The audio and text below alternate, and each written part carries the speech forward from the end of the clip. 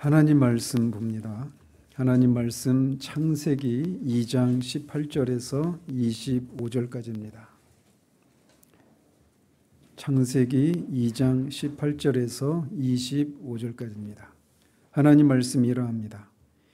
여호와 하나님이 이르시되 사람이 혼자 사는 것이 좋지 아니하니 내가 그를 위하여 돕는 배필을 지으리라 하시니라.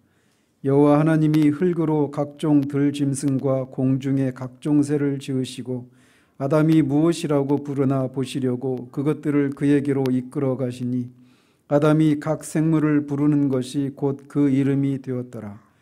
아담이 모든 가축과 공중의 새와 들의 모든 짐승에게 이름을 주니라.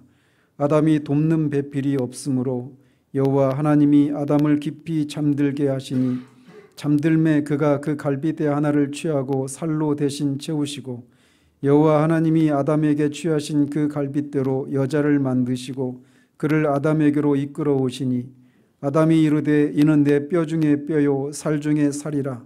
이것을 남자에게서 취하였은즉 여자라 부르리라 하니라.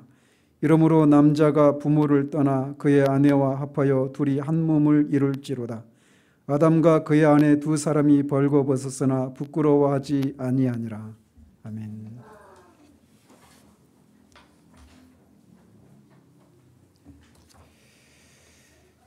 지난주에는 최초의 하나님 나라의 영토인 에덴 동산에 대해서 살폈습니다. 그 땅에 있었던 보석과 또 그 강, 그리고 동산 중앙에 있었던 생명나무와 또 그 옆에 있는 선악을 야기하는 나무가 각각의 의미가 무엇인지 이런 것들을 살폈습니다.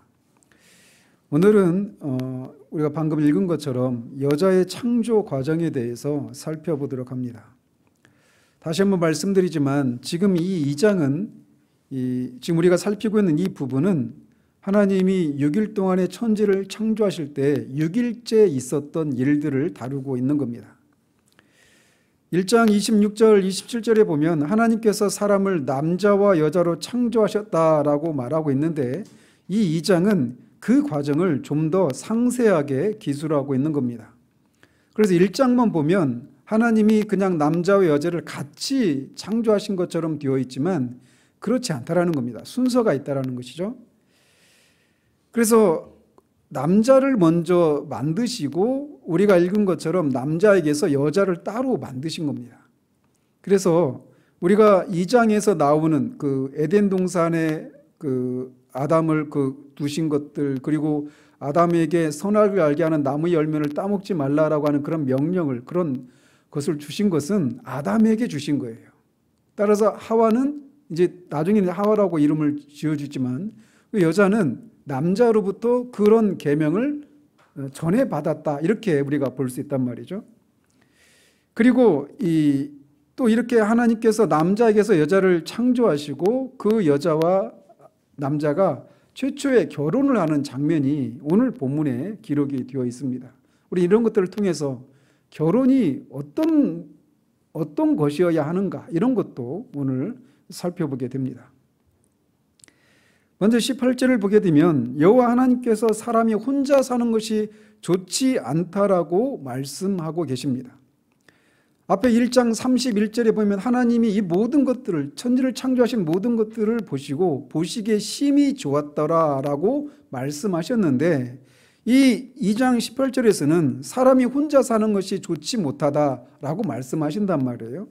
이 사실은 이 2장에 있는 이 일들이 아직은 여자가 창조되지 않은 그런 상태이기 때문에 보시기에 심히 좋았다라고 하는 그 말씀을 하시기 전의 상황이라고 하는 것을 우리가 알 수 있습니다.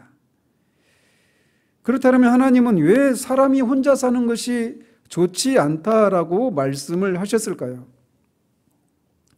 그것은 먼저 하나님의 입장에서 보자면 하나님이 천지를 창조하신 목적은 우리가 계속 살펴온 것처럼 하나님 나라를 건설하시기 위해서입니다.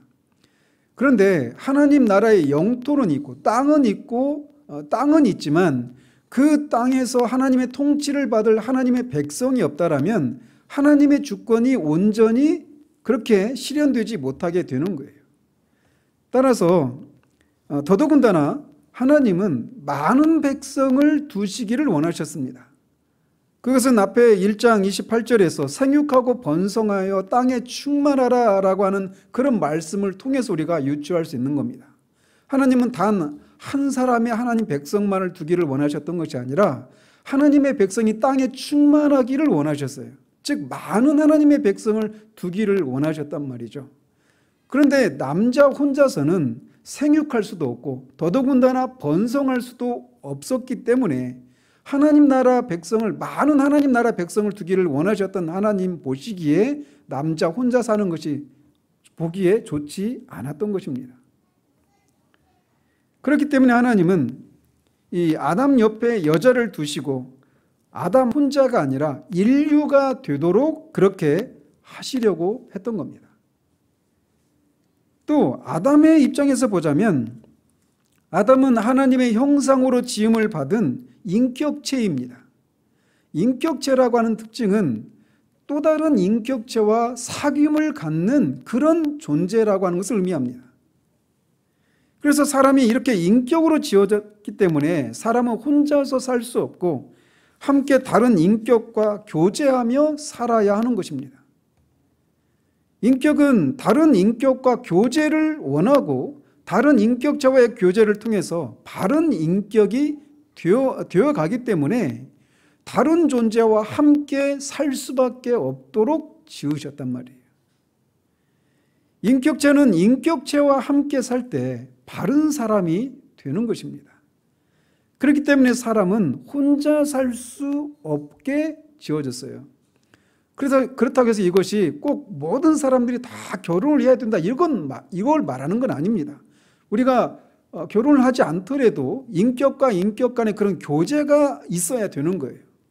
그런 과정을 통해 그 하나님의 형상을 따라 인격체로 지으신 그 목적이 성취가 될 수 있단 말이죠. 그래서 하나님은 아담에게 아담을 돕는 배필을 지어주시기로 하셨습니다. 남녀로 만드셔야 많은 백성을 가질 수 있기 때문에 사람을 남자와 여자로 지으시기로 하신 것입니다. 그런데 그 여자를 하나님은 돕는 배필이라고 부르십니다. 그래서 이 창조의 질서를 보면 남자가 먼저 지음받았고 그 남자가 혼자 사는 것이 보기에 좋지 않았기 때문에 그 남자를 위해서 여자를 만드셨다라고 성경이 말하고 있어요. 그래서 창조의 질서에서 보면 남자가 먼저고 여자가 남자를 위해서 지음을 받았다라고 성경이 말을 하고 있는 겁니다. 그래서 고린도전서 11장 8절 9절에 보면 남자가 여자에게서 난 것이 아니요 여자가 남자에게서 났으며 또 남자가 여자를 위하여 지음을 받지 아니하고 여자가 남자를 위하여 지음을 받았다라고 말을 하고 있는 겁니다. 그러나 이 사실이 여자가 남자보다 열등하다 이걸 말하는 건 아닙니다. 창조의 질서에 있어서 그렇다라는 거예요. 이렇게 말하는 것은 돕는 배필이라고 하는 말을 우리가 이해하면 이 말이 남자가 분명히 창조의 질서에 있어서는 여자가 남자를 위해서 남자 후에 지음을 받았다라고 말하고 있지만 그것이 여자가 남자보다 열등하다라고 하는 것을 말하지 않는다라고 하는 것을 알 수 있습니다. 그렇다면 돕는 배필이라고 하는 말이 어떤 의미이기에 제가 이런 말씀을 드리는 걸까요? 이 돕는 배필이라고 하는 말이 원어로는 에제르 크나그토라고 하는 그런 말입니다. 에제르라고 하는 말은 단순히 도움을 준다 이런 뜻만 있는 게 아닙니다. 여기에는 호위하다, 더하다 이런 의미도 같이 포함되어 있어요. 그리고 이 배필, 영어로는 헬퍼거든요. 헬퍼, 도와주는 사람. 근데 배필이라고 번역한 이 크나그토라고 하는 말은 적합한, 영어로 수터블이라고 하는 단어입니다. 적합한 또는 마주서는 또는 상응하는 이런 뜻입니다.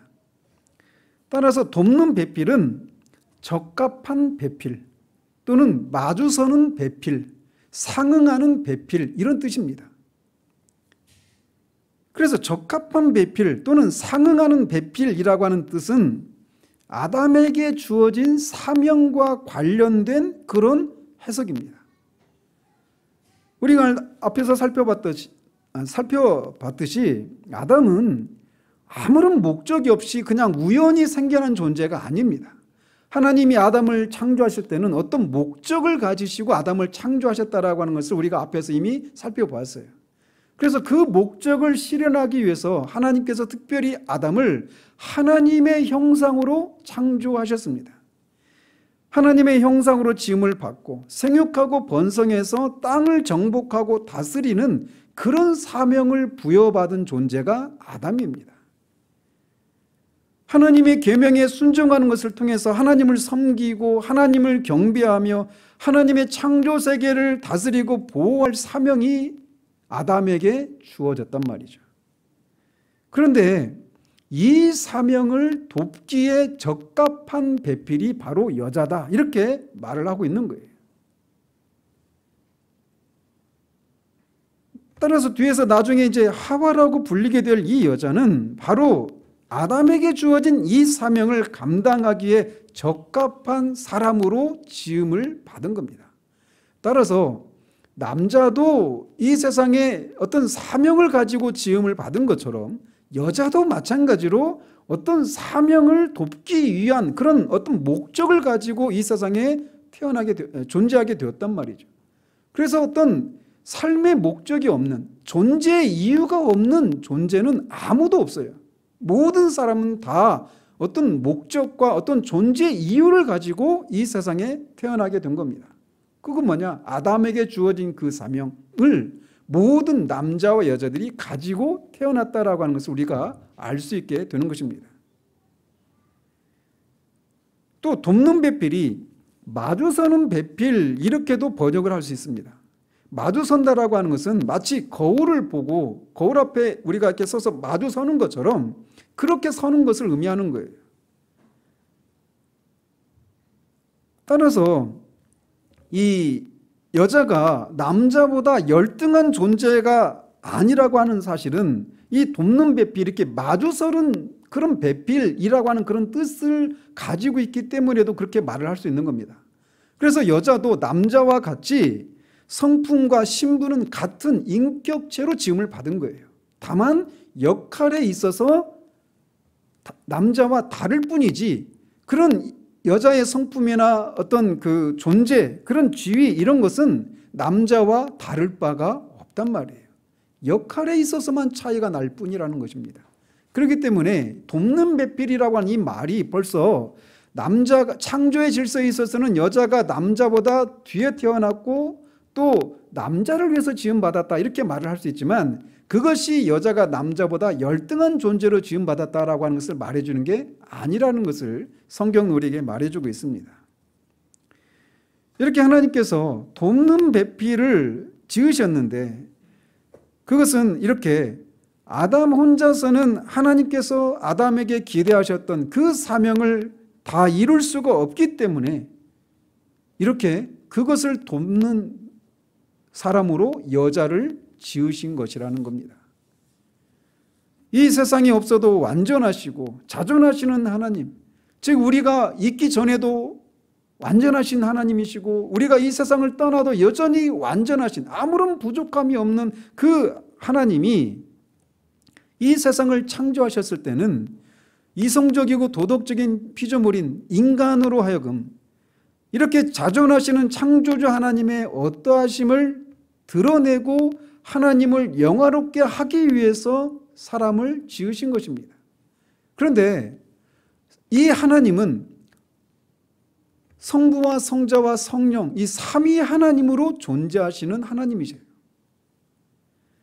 그리고 이 삼위 하나님께서는 영원히 삼위 하나님 간의 완전한 연합과 사랑의 관계를 누리면서 계시는 그런 하나님이십니다. 그런데 이 삼위 하나님께서 삼위 하나님 안에 있는 이 완전한 사랑과 연합의 관계를 피조물들, 특별히 하나님의 형상으로 지음을 받은 인간인 아담을 통해 드러내기를 원하셨던 거예요. 그런데 우리가 잘 알다시피 사랑이라고 하는 특징은 결코 혼자서 할 수가 없습니다. 사랑의 대상이 있어야 되는 거예요. 그래야 사랑의 관계를 나타낼 수 있게 되는 것이죠. 이런 이유로 돕는 배필이 필요했던 거예요. 또 하나님께서 아담에게 기대하셨던 것은 그가 온전한 인격을 소유한 사람이 되는 것이었습니다. 그런 죄가 없는 완전한 그런 하나님의 형상을 지음받은 완전한 존재를 지음받았지만 그게 어떤 배아의 상태에 있었던 것이지 그가 완전히 하나님이 예수 그리스도를 통해서 나타낸 그런 인격체가 되었던 것은 아니었단 말이에요. 그래서 하나님의 형상으로 지음받은 이 아담이 그의 인격 안에서 하나님의 형상이 온전히 발산되고 나타나기를 원하셨던 겁니다. 그런데 바로 이것을 돕기 위해서 돕는 배필로 여자를 지으신 거예요. 즉 이것이 바로 앞에서 말씀드린 것처럼 마주서는 배필이라고 하는 것이 의미하는 바입니다. 그래서 두 사람이 거울을 보는 것처럼 마주서서 서로의 인격을 더 온전하게 세워주고 그렇게 돕는 것을 통해 하나님이 원하셨던 그런 인격체가 되어가도록 하기 위해서 돕는 배필을 지으신 것이에요. 두 사람이 서로 사랑으로 섬기고 하는 이런 과정을 통해서 삼위 하나님 안에 있는 그런 완전한 사랑과 연합의 관계를 두 사람 안에서 드러내기를 원하셨던 것입니다. 우리는 혼자 있는 동안에는, 혼자 사는 동안에는, 다른 사람과 관계를 맺고 있지 않는 동안에는 우리가 누구인지 알 수 없습니다. 우리 나름대로 나는 이런 사람이야, 내 인격은 이런 인격이야 라고 내 나름대로 생각할 수 있어요. 그런데 진짜 우리의 모습을 알게 되는 것은 우리와 마주서는 어떤 존재가 있을 때 그 존재 앞에서 우리가 누구인가가 그 실체가 고스란히 드러나게 되는 겁니다. 더더군다나 결혼을 해서 아이를 낳아보십시오. 아이를 낳아보신 분들은 아시겠지만 자녀를 낳으면 자녀의 모습 속에서 우리들의 모습을 늘 발견합니다. 그렇지 않아요? 저는 아이들을 어떤 때 아이들이 온전히 이렇게 어떤 살지 못한 이런 모습을 볼 때 아이들을 책망하기도 하고 이런 모습을 볼 때 뜨끔뜨끔합니다. 왜? 그 아이에게서 제 모습을 보니까. 그런 것처럼 이 하나님께서 우리가 온전한 인격이 되어져가는 과정은 마주서는 그런 다른 존재가 우리 앞에 있을 때 그런 관계를 맺어가는 과정 속에서 우리의 모습이 고스란히 드러나게 되는 거예요. 그러면서 그런 존재를 서로 돕고 사랑으로 섬기는 과정을 통해 온전한 인격이 되어가도록 하시기 위해서 하나님이 돕는 배필로 여자를 지으신 것입니다. 그러면서 이런 목적을 가지고 이제 여자를 지으시기로 하셨단 말이죠. 그런데 그 일에 앞서서 하나님은 흙으로 지으신 가축과 공중의 새들과 이 동물들을 아담 앞에 지나가게 하셨습니다. 그리고 그것들에게 아담이 이름을 지어주도록 하셨어요. 아담이 이런 동물들에게 이름을 지어줬다라고 하는 것은 전에도 말씀드린 것처럼 아담이 어떤 이름을 지어준다라고 하는 것은 그 대상의 어떤 특징과 본성이 무엇인가를 알 때 이름을 지어줄 수 있는 거예요.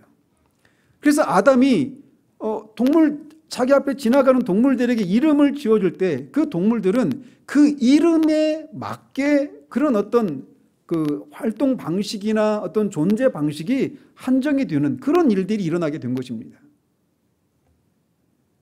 따라서 이런 것을 볼 때 아담은 원시인으로 지어진 것이 아니라고 하는 사실을 우리가 분명히 해야 합니다. 아담은 엄청나게 뛰어난 그런 존재로 지음을 받았어요.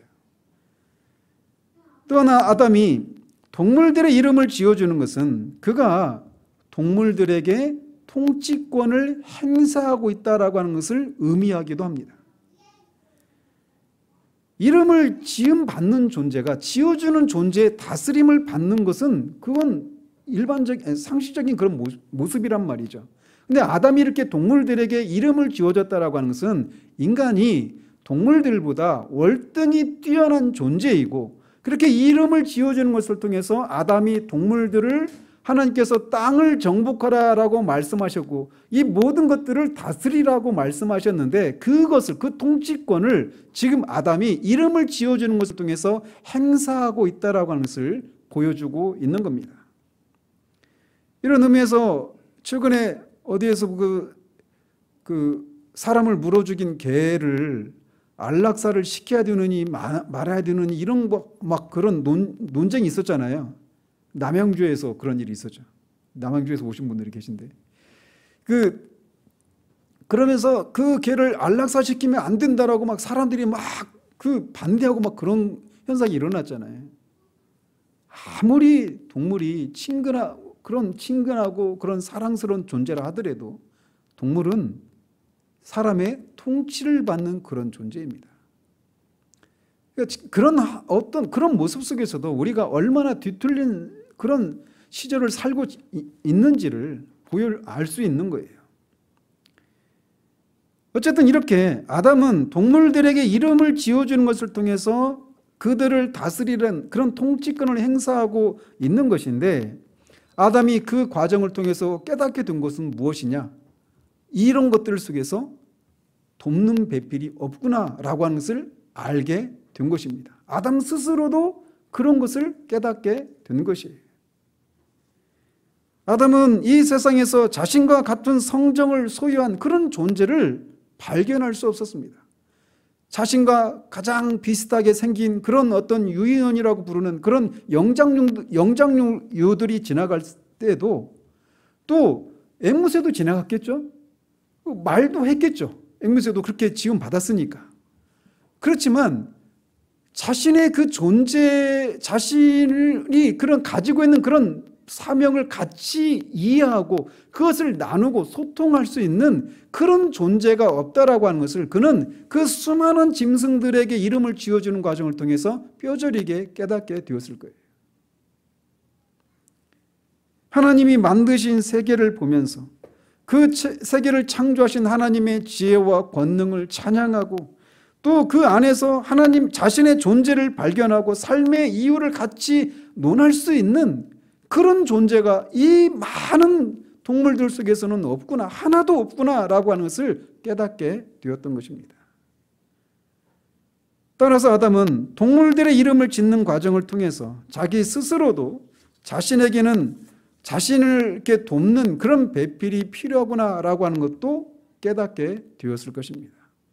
그래서 하나님은 아담에게 돕는 배필을 지어주기로 하셨는데, 그 방법은 아담을 깊이 잠들게 하신 후에 그의 갈빗대를 하나 취해서 그것으로 여자를 만드시는 것이었습니다.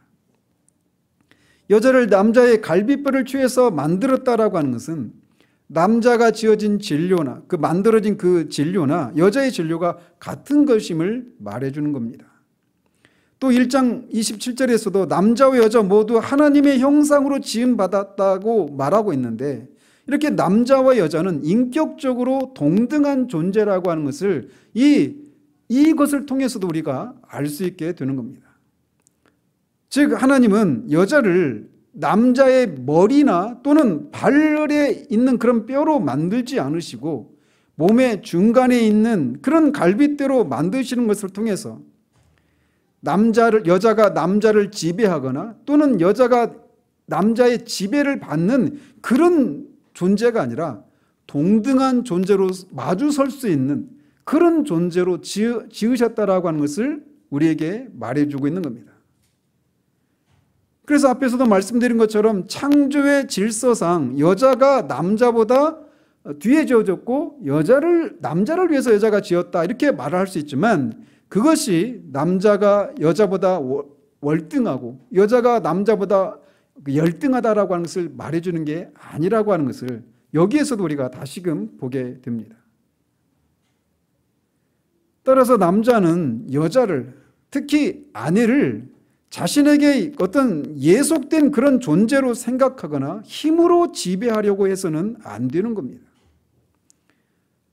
여자도 하나님에 의해서 자신과 동일한 인격을 가진 고귀한 존재로 창조되었다는 것을 알고 존중이 대우해줘야 하는 거예요.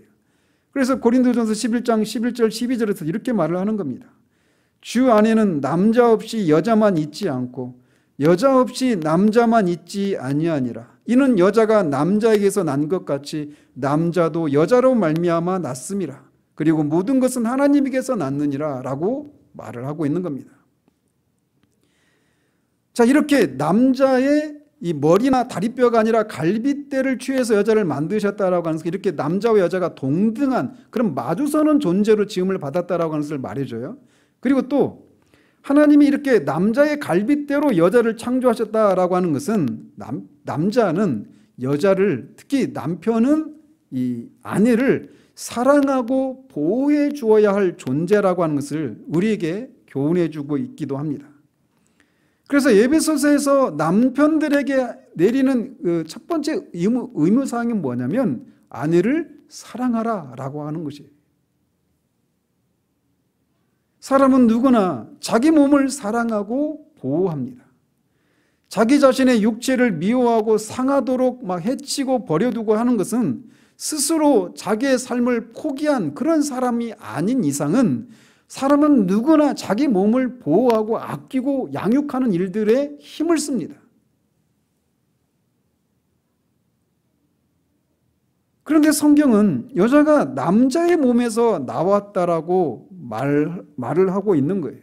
그래서 남편은 이 자기 몸을 사랑하듯이 자기 몸에서 나온 아내를 사랑하고 돌보고 보호할 그런 의무가 있는 것입니다.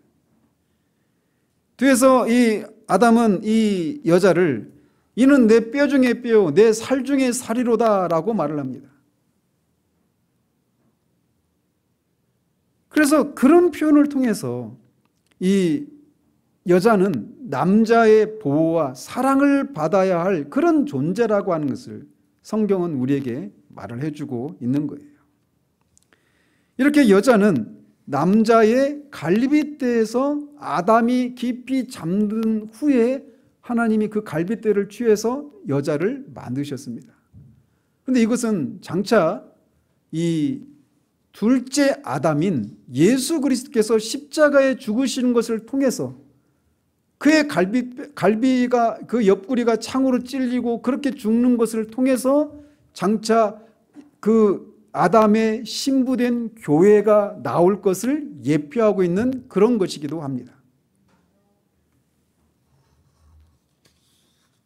이 세상에 이렇게 하나님은 아담을 깊이 잠들게 하신 후에 그 갈빗대를 취해서 여자를 만드셨습니다.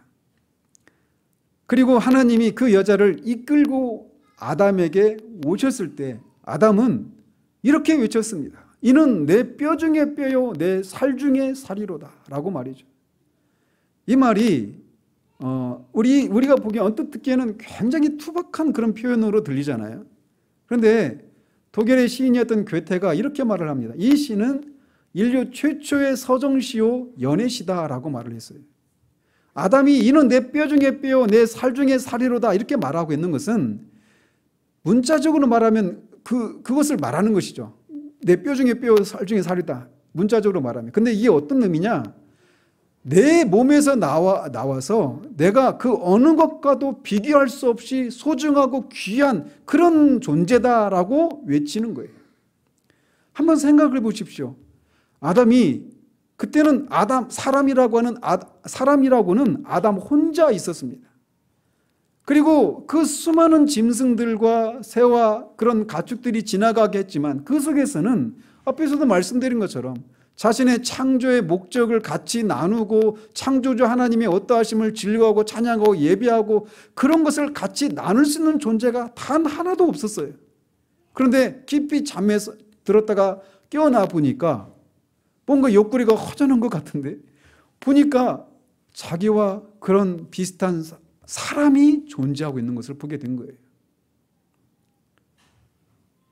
그가 그런 여자를 보았을 때 그는 얼마나 경이로움에 사로잡혀 있었을까요? 그리고 그는 그 안에서 얼마나 그런 자신과 같은 그런 인격을 소유한 사람이라고 하는 것을 아는 데서 오는 그런 편안함들을 누렸을까요? 그리고 얼마나 사랑스러웠겠고 그 여자에게서 나오는 그 아름다움에 그가 얼마나 그런 경의를 표했을까를 우리가 생각해 보면 이 아담이 투박한 것처럼 보이는 이 표현이 결코 투박한 그런 표현이 아니었다라고 하는 것을 알 수 있게 됩니다. 우리가 연애를 하는 과정에서도 그렇잖아요. 결혼한 사람들 안 그런가요? 우리가 많은 사람들, 그러니까 그 사람들이 뭐 가축이고 짐승이고 이런 걸 말하는 건 아니지만 많은 사람들이 있지만 그 많은 사람들을 지나가는데 그 속에서 자신의 존재를 인정하고 자신의 그런 그 가치를 인정해주고 같은 삶의 목적을 가지고 같이 얘기를 나눌 수 있는, 소통을 할 수 있는 그런 사람이 없다가 그런 사람을 만났을 때 그 삶의 충만함과 그 기쁨과 그 경이로움들이 있지 않습니까? 그거에 뭐 몇십 배, 몇백 배는 더 그런 충만한 그런 경이로움에 아담이 사로잡혀 있었을 거예요. 우리는 많은 사람들 중에 만나지만 아담은 사람이 하나도 없었다가 사람이 생겨난 거예요.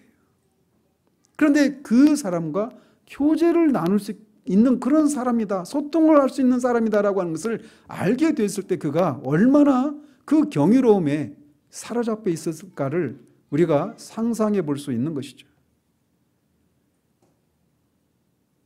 이렇게 하나님께서 아담에게 여자를 데리고 이끌어 오신 이 장면은 인류 최초의 결혼식이라고 할 수 있습니다. 제가 언젠가 한번 말씀드렸지만 우리가 지금 요즘은 그런 결혼식에서 그런 게 많이 사라졌죠. 신부의 아버지가 신부 손을 잡고 이렇게 들어오잖아요. 근데 요즘 그런 게 많이 없어졌죠. 그냥 신랑 신부 같이 들어와 버려요. 그런데 그 의미가 있단 말이에요. 신부의 아버지가 그렇게 신부를, 자기 딸을 손을 잡고 들어와서 신랑의 손을 넘겨주잖아요. 저는 돌아보면 결혼식에서 그게 가장 저한테 정말 엄숙한 순간이었던 것 같아요. 지금까지 내 보호와 내 그런 어떤 그 보호 아래 있었던 내 딸을 이제 자네한테 넘기네.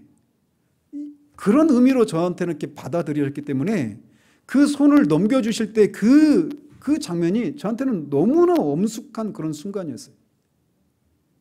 그리고 내가 그런 일을 할 수 있을까라고 하는 데서 오는 그 두려움이 있잖아요. 근데 어쨌든 하나님께서 여자를 그렇게 아담에게 이끌어 오신 장면은 바로 그런 결혼식에 해당된단 말이죠. 그런데 그렇게 하나님이 이끌어 오신 여자를 보면서 아담의 반응이 이런 내 뼈 중에 뼈, 내 살 중에 살이로다라고 그렇게 경탄에 차서 그렇게 외치는 이런 모습을 통해서 우리가 결혼에는 어떤 요소가 있어야 하는가를 우리에게 교훈해 주고 있단 말이에요. 그것은 뭐냐? 사랑이라고 하는 요소입니다.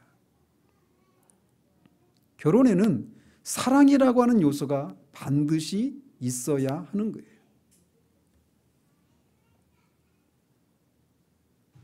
왜 그 통일교나 이런 데서 보면은 막 그냥 막 그 한꺼번에 합동 결혼식을 하잖아요. 소위 교주라고 하는 사람들이 그냥 짝지어주면 이유 뭐 그런 게 없어요. 그냥 결혼하고 하면 하는 거예요.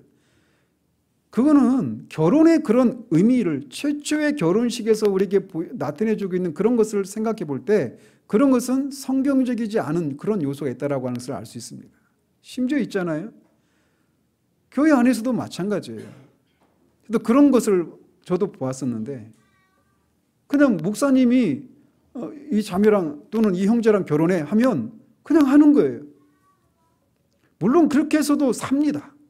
그런데 우리가 간과하고 있는 게 뭐냐? 삶의 목표가 같으면 그냥 아무하고나 살아야 되느냐? 그건 아니에요. 결혼에 있어서 사랑이라고 하는 요소는 결코 간과해서는 안 되는 요소라고 하는 것을 우리가 기억할 필요가 있는 거예요. 이렇게 결혼하는 사람들에게는 이런 아담의 이런 사랑의 고백이 있다라고 하는 것을 알 수 있습니다. 그래서 서로가 만나서 비로소 자신을 이해해주고 사랑할 그런 사람이라고 하는 생각이 들어서, 그리고 서로 안에서 아담이 하와를 향해 표현했던 그런 사랑의 고백이 결혼의 기초가 되어야 함을 우리에게 시사해주고 있는 겁니다. 그래서 아담은 이런 남자에게서 나왔으니 여자라 하리라 이렇게 말을 하는데, 남자가 히브리어로 이쉬라고 하는 단어입니다. 그리고 여자는 이샤라고 하는 단어예요. 이쉬에서 나왔으니 이샤라고 하리라 이렇게 말을 하고 있는 거예요. 그래서 남자와 여자가 서로 이렇게 독립된 그런 인격체라고 하는 것을 우리에게 말해주고 있는 겁니다. 그렇기 때문에 24절에서는 이러므로 남자가 부모를 떠나라고 말을 하고 있는 거예요. 이것은 부부가 결혼을 하면, 결혼을 해서 한 가정을 이룰 때에는 결혼 전까지는 부모의 그런 보호와 통제를 받았지만 이제는 부모의 슬하에서 떠나서 하나님 앞에서 독립된 그런 인격체로 존재하고 책임을 져야 하는 그런 존재로 살아라고 하는 것을 말해주고 있는 겁니다. 결혼이라고 하는 것은 이렇게 두 남녀가 각 부모를 떠나서 독립된 그런 인격체로 서는 것을 의미하는 거예요. 그러니까 결혼이라고 하는 것은 부모에게서 떠나지 못한 그런 미성숙한 인격체로서는 정상적인 부부관계를 가질 수가 없는 겁니다. 그래서 자녀를 양육할 때도 그저 그냥 공부하고 직장 갖고 하는 이런 것이 자녀를 양육하는 전부가 아니에요. 자녀가 딸이든지 아들이든지 독립된 그런 인격체로 성장을 해서 그렇게 부모를 떠나서 가정을 이룰 수 있는 그런 성숙한 인격체로 설 수 있도록 돕는 일들이 부모가 해야 될 일이기도 하는 것입니다. 이렇게 남자가 부모를 떠나서 둘이 한 몸을 이루어야 하는 겁니다. 따라서 결혼에는 이렇게 둘이 한 몸을 이룬다라고 하는 것은 연합을 한다라고 하는 것을 말하는 거예요. 따라서 결혼은 어떤 의미가 있느냐? 그저 사랑하는 사람들이 자신의 행복을 추구하고 도모하기 위해서 있는 것이 아니라는 사실이에요. 여자가 지음받은 목적은 아담에게 주어진 그 사명을 돕기 위해서 여자를 지으셨고, 그 두 사람이 그런 사명을 가진 두 사람이 그렇게 만나서 가정을 이루고 결혼을 한 겁니다. 그저 그냥 아담의 행복을 위해서 또는 하와의 행복을 위해서 서로가 존재하는 게 아니에요. 그것은 부수적인 것이지 결혼의 1차적인 목적이 아니라는 겁니다. 먼저는 그래서 서로의 그런 행복을 추구하고 도와줄 그런 존재로서만 상대를 생각해서는 안 되는 거예요. 그러나 안타깝게도 많은 사람들이 결혼을 그런 것으로만 생각하기 때문에 상대방이 자기에게 잘해주지 않기 때문에 싸움이 일어나는 겁니다. 왜냐하면 다 서로가 아내를 향해서도 남편을 향해서도 상대방이 나의 행복을 위해서 존재하는 그런 존재로만 생각하니까 그렇게 해주지 않는 것 때문에 갈등이 생기고 싸움이 일어나는 거란 말이죠. 결혼은 혼자서는 할 수 없는 것을 두 사람이 서로를 사랑하고 섬기는 과정을 통해서 서로의 인격이 성장하고 삼위 하나님 안에 있는 그런 완전한 연합과 사랑의 관계를 두 사람이 사랑하는 것을 통해 드러내기 위한 목적으로 결혼이 존재하는 거예요. 그게 1차적인 목적인 겁니다. 그것을 위해서 서로 그런 각자가 자신의 그런 삶의 이유가 무엇인지, 존재의 이유가 무엇인지를 알고 즉 인생의 그런 소명을 분명히 알고 또 서로를 향한 그런 사랑하는 마음을 가지고 그렇게 출발을 하는 거예요. 그래서 오늘 읽은 본문도 둘이 한 몸을 이룰지니라 라고 말을 하고 있는 겁니다. 이것은 단지 그냥 육체적인 그런 결합만을 의미하는 것이 아니라 정서적이고 영적인 그런 연합도 다 포함된 그런 말인 겁니다. 그렇기 때문에 결혼 관계 속에서 서로가 사랑하고 소통하고 그런 과정을 통해서 서로의 인격이 그리스도의 장성한 분량에 이르기까지 그렇게 온전해지고 둘이 하나로 연합을 이루어서 삼위 하나님 안에 있는 그 완전한 연합의 관계를 드러내도록 하는 것이 결혼의 진정한 의미라고 할 수 있는 겁니다.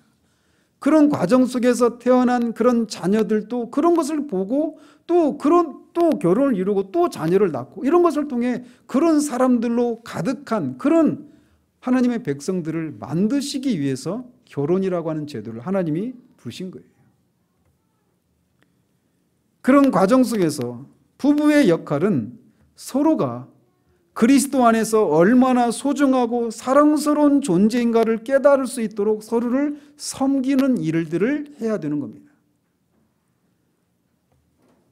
이 말은 부부가 서로를 소중하고 사랑스러운 존재라는 사실을 더해주는 것이 아니라 이미 그리스도 안에서 남편이 또는 아내가 이미 사랑스럽고 귀한 존재라는 사실을 그런 섬김을 통해 자각할 수 있도록 깨달을 수 있도록 섬기는 일을 해야 한다는 거예요. 그러므로 결혼을 통해서 우리가 가정 속에서 이루어야 할 것이 바로 이것입니다. 완전한 연합과 소통, 그리고 그 과정을 이루기 위해서 섬기고 그런 섬김의 과정을 통해 서로가 온전한 인격으로 자라가는 그것을 위해서 결혼이 존재하는구나 라고 하는 것을 생각해야 돼요. 그저 남편은 돈만 벌어다 주면 내 역할을 다 하는 것이고 그냥 아내는 집안에서 아이들 잘 키우고 양육을 잘하고 살림살이 잘하면 내 할 바를 다 하고 이게 결혼 생활이 전부가 아니에요. 서로가 이렇게 마주선다는 얘기는 막 그야말로 지지고 볶고하는 겁니다. 지지고 볶고하는 이런 과정을 통해서 거기서 갈등도 있고 싸움도 있죠. 여전히 우리 안에 죄가 있으니까. 물론 최초의 아담과 하와 타락하기 전까지는 그런 게 전혀 없었겠지만 이후에 태어난 모든 사람들에게는 죄가 있기 때문에 그런 갈등이 있어요. 싸우고 싸움이 없는 그런 부부 생활도 정상이 아닙니다.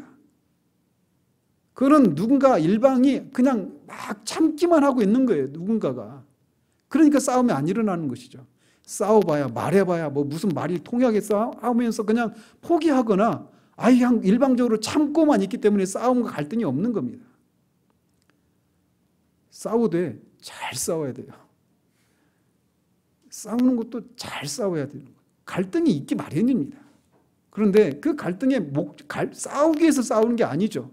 그런 것을 통해 뭘 하느냐? 서로의 인격을 세워주는 거예요. 그래서 루터가 말하고 있는 것처럼 가정은 인격 훈련의 그런 인격을 훈련하는 그런 도장이다. 이렇게 말을 하는 겁니다. 그러면서 그렇게 결혼을 하게 되는데 25절에서 말하고 있는 것처럼 두 사람이 벗었지만 부끄러워하지 않았다라고 말을 하고 있습니다. 범죄하기 이전의 최초의 인류는 이렇게 옷을 입지 않고 살았습니다. 이 말이 의미하는 바는 타락하기 전에 아담과 하와는 순진무구한 그런 행복을 만끽하고 있었다라고 하는 것을 말해주고 있는 겁니다. 인간이 옷을 입게 된 것은 3장 7절에서 보고 있는 것처럼 그들이 타락을 하고 부끄러움을 느낀 결과 그들의 부끄러움을 감추기 위해서 옷을 지어 입은 것입니다. 그러나 처음에는 서로를 바라보면서 각자가 자기 자신을 바라볼 때도 그렇고 상대방을 바라볼 때도 수치심이라고 하는 것이 없었어요. 그렇기 때문에 벗었지만 부끄러움을 몰랐습니다. 그들이 부끄러움을 모를 정도로 그냥 무식해서 무지해서가 아니라 부끄러울 것이 없는 그런 순진무구한 상태였기 때문에 벗었음에도 불구하고 부끄러워하지 않았던 겁니다. 우리는 이 상태가 어떤 상태인지 그냥 상상으로만 알 뿐 실제로 우리가 경험해 보지 못했기 때문에 이 상태를 온전히 이해할 수 없어요. 자기 자신을 향해서 또 상대방을 바라볼 때 어떤 부끄러움도 느끼지 않는, 부끄러울 것이 하나도 없는 그런 상태로 서 있는다라고 하는 것이 무엇인지 우리가 실제적으로 경험적으로 알지 못하기 때문에 이 상태를 온전히는 알 수 없어요. 그러나 우리가 상상하는 바 그들에게는 죄가 없었기 때문에 부끄러울 것이 하나도 없었습니다. 두 사람은 지극히 순진무구한 그런 사랑의 관계를 이루고 있었던 겁니다.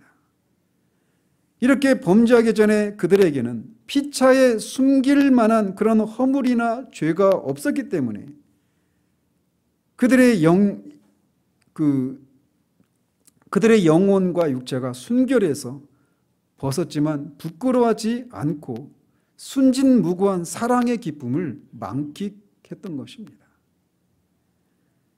따라서 진정으로 이 참된 부부 안에도 이렇게 영육 간에 서로에 대해서 부끄러워하지 않을 만큼의 순결과 사랑으로 맺어져야 하는 것입니다. 이것을 위해서 어떤 것이 필요한가? 부부가 먼저, 남편이 아내가 각각 하나님 앞에서 철저한 그런 회개를 통해서 그리스도의 피로 말미암은 죄의 문제를 해결받아서 하나님 앞에 영적으로 부끄러움이 없는 그런 사람이 되는 것이 필요합니다. 제가 누차 말씀드리지만 하나님 앞에서 정직한 사람은 사람 앞에 정직할 수 있습니다. 하나님 앞에서 내가 죄인임에도 불구하고 그리스도로 말미암아 그리스도의 그 피가 나의 모든 죄를 맑게 씻으셔서 하나님이 나를 그리스도를 바라보는 것처럼 나를 바라보신다라고 하는 하나님 앞에서 그런 확신, 이런 상태 가운데 있을 때 사람 앞에서도 그렇게 부끄러움 없이 설 수 있게 되는 거예요. 만약에 상대방이 그것을 이해하지 못한다면 그리스도 안에서의 하나님 앞에서 그리스도를 인해서 하나님 앞에 자신이 의로운 자로 여김을 받고 있는 그런 사람이라고 하는 그런 이해를 못하는 상대방이라면 아예 시작을 하지 말아야 합니다. 그리스도인은 그리스도 안에서 하나님이 완전하고 그렇게 이 의로운 자로 여겨주시는 그런 사람입니다. 따라서 부부간에 그렇게 이 아담과 하와가 누렸던 이 순진무구한 발가벗었음에도 불구하고 부끄러워하지 않을 정도의 그런 순진무구한 그런 사랑을 누리기 위해서는 먼저 우리가 개인적으로 그리스도 안에서 그렇게 완전한 죄사함과 그런 하나님 앞에 의로운 자로 깨끗한 자로 여김을 받고 받아들여졌다라고 하는 그런 확신들이 우리 가운데 있는 것이 필요한 거예요. 그런 것이 있을 때 그렇게 출발을 하면서 앞에서도 말씀드린 것처럼 그리스도 안에서 상대방이 얼마나 사랑스럽고 존귀한 존재인가를 계속 일깨워주는 그런 과정을 통해 서로의 인격이 더 그리스도의 그런 온전한 인격으로 자라가는 일들이 가능하게 되는 거예요.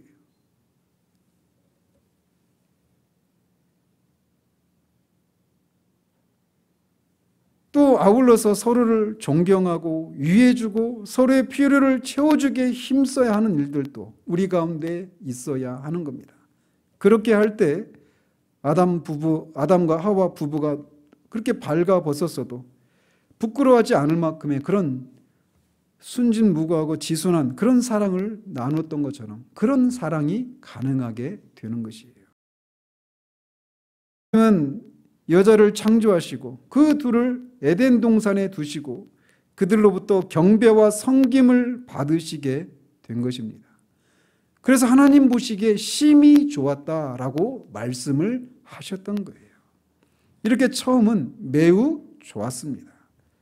그러나 이제 우리가 다음 주부터 살펴보겠지만 얼마 지나지 않아 이 세상에 어둠이 드리워지기 시작을 합니다. 그것이 이제 우리가 보는 이 세상의 모습이 이렇게 된 이유가 그 처음에 그 타락의 사건이 있었음을 우리가 보게 됩니다. 그럼에도 불구하고 처음 출발은 이렇게 좋았습니다. 우리가 태어나서 보게 되는 세상이 원래부터 그랬던 것이 아니었어요. 기도하겠습니다. 하나님 아버지, 하나님이 여자를 남자에게서 만드신 이 과정과 그 둘이 한 몸을 이뤄 결혼을 한 이 최초의 결혼식에 대해서 우리가 살펴봤습니다. 하나님, 우리의 가정을 하나님 앞에 정직하게 돌아볼 수 있도록 은혜를 베풀어 주시기를 소원합니다. 제대로 된 출발을 하지 않았던, 또 이제 출발을 앞두고 있든 결혼의 의미가 무엇인가를 진지하게 우리가 생각해보고, 또 남자를 또 여자를 서로를 바라보는 그런 시각에 있어서 하나님이 우리에게 가지기를 원하시는 그런 바른 시각들을 우리가 가질 수 있도록 하나님 도우시기를 원합니다. 그 바른 시각을 가지고 우리가 살고 있는 이 시대의 흐름들을, 풍조들을 분별할 수 있도록 도우시고, 우리도 모르게 이 시대의 풍조에 휩싸여서 성경적이지 않은 그런 시각으로 서로를 바라보는, 또 결혼을 생각하는 그런 우리들 되지 않도록 주님 도우시기를 원합니다. 예수 그리스도 이름으로 기도합니다. 아멘.